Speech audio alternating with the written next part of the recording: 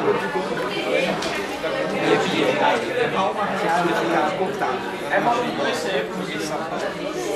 eu acho que já é volume 3, né?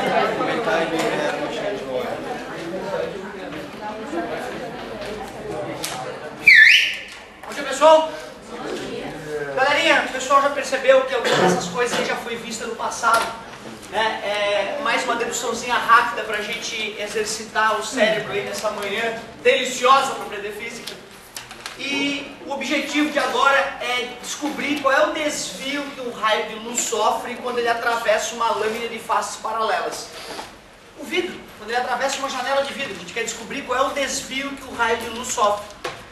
Peguei uma lâmina de uma espessura E e desenhei um raio qualquer chegando nessa lâmina com um certo ângulo de incidência.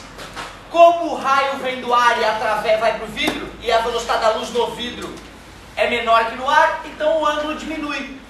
E depois, quando a luz vai sair da lâmina de vidro e voltar para o ar, o ângulo volta a aumentar. Como na entrada vai do ar para o vidro e na saída vai do vidro para o ar, o desvio na entrada, o desvio angular na entrada é igual ao desvio angular na saída. Então, se esse ângulo é I e esse é R porque retas paralelas cortadas por outra reta formam os alternos internos, que são congruentes. E como o desvio vai ser o mesmo que na entrada, esse ângulo volta a ser o I. Tudo bem para vocês? Só que se eu prolongo esse raio emergente e comparo ele com o raio incidente, eu percebo que esses raios estão distantes. Eu quero descobrir qual é a distância entre esses raios, que é justamente o desvio que o raio sofreu. Como a gente mede uma distância perpendicularmente entre dois pontos, entre duas retas, né? Eu prolonguei essa reta, tem aquela outra reta, eu medi a distância entre elas, se faz perpendicularmente. Então eu formei um triângulo de que tipo? Um triângulo retângulo. Esse cara aqui, quem é do triângulo retângulo? É a hipotenusa. Eu posso chamar de X, esse tamanho que o raio atravessou dentro da lâmina. E já que eu quero relacionar o D com o X, eu vou usar o quê? Cateto. Aliás, tem que escolher um ângulo, né? Ou eu escolho aquele ângulo lá de cima, ou esse ângulo aqui de baixo. Eu vou querer escolher aquele ângulo ali de baixo. Só que quem será aquele ângulo ali? Dá uma olhada. O I, na verdade, pessoal, ele está formado com essa e essa normal. Ó. O I é isso aqui tudo. O amarelinho, o I é. E eu quero aquele ali, ó. Legal, aquele ângulo ali é I, que é o maior, menos R. Tudo bem? Então aquele ângulo ali, que é o ângulo que eu estou me importando, é o ângulo I, que é o amarelo, que é o todo, menos o ângulo R, que é o menorzinho. Tranquilo até aqui? Esse aqui é um passo, talvez o passo mais delicado dessa demonstração. Perceber quem é aquele ângulo. Então eu vou querer o que desse ângulo? Um cara que relaciona cateto oposto com hipotenusa. Quem é? Seno. Seno daquele ângulo, que é o ângulo I menos R, é igual cateto oposto D sobre a hipotenusa, que eu chamei de X. Se eu quero achar o D, está dividido, passa a distância que o raio, né, o desvio que o raio sofreu é X vezes o seno de I menos R. Beleza. Só que agora eu preciso me livrar dessa distância X, né? Geralmente a gente não sabe a distância que um raio percorreu dentro de uma lâmina de vidro. Mas eu sei a espessura do vidro que eu compro. Então eu vou usar essa espessura para achar o X. Aliás, vê se tu concorda comigo. Isso aqui é um triângulo retângulo, a hipotenusa é o X mais uma vez, e esse cateto é a espessura. E o ângulo que me interessa é o R. Para relacionar cateto adjacente com hipotenusa, eu uso o quê? Muito obrigado. Cosseno de R é igual cateto adjacente, que é a espessura, sobre a hipotenusa, que é o X. Está dividindo, passa isso. Eu quero isolar o X para substituir ele ali, né? Vai ficar X vezes cosseno. Não, tá grandinho já. Está dividindo, passa multiplicando, está multiplicando, passa dividindo. Na prática eu posso trocar os dois de posição sem problema nenhum. E agora que eu isolei o X, eu vou substituir o X ali, ó. Vai ficar, o desvio é igual, valor do X, E sobre cosseno de R, vezes seno de I menos R. Então pronto, o desvio é igual à espessura do vidro multiplicada por seno de I menos R sobre o cosseno de R. Aí, a deduçãozinha. Galera, eu não tenho visto essa fórmula no vestibular da UFSC. Eu não tenho visto. Quer dizer o quê? Eu vou precisar aprender a deduzir, professor? Eu vou ter que decorar a fórmula?